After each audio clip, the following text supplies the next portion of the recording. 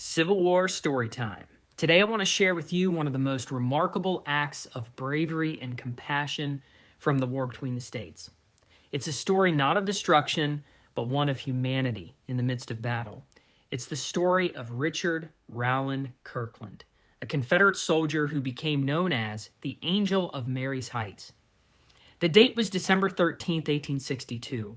The Battle of Fredericksburg was raging between Federal and Confederate forces, and the invading Yankee Army launched wave after wave of attacks against a fortified Confederate position at Marye's Heights.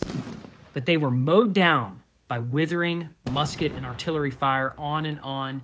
Now, by the end of the day, thousands of Union soldiers lay wounded and dying on the cold, open battlefield, and their cries of agony piercing, so piercing that someone had to do something. Among the Confederate defenders was Richard Kirkland, a 19-year-old from South Carolina.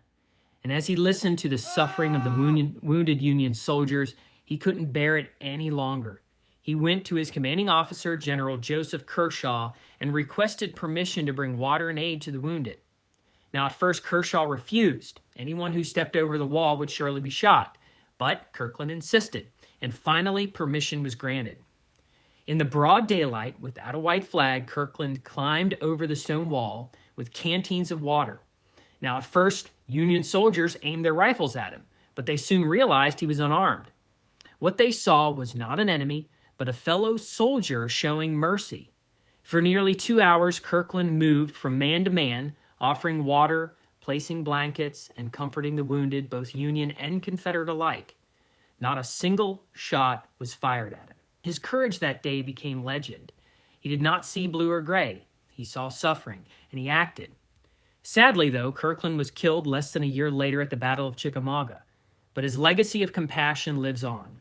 Today, a statue of Kirkland stands at Fredericksburg, reminding us that even in the darkest times, humanity can shine through. So let us remember Richard Kirkland, not as a soldier, but as a symbol of the kindness and courage we all should strive for. Do you love Confederate history?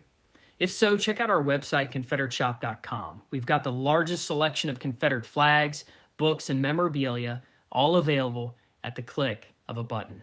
Bye-bye.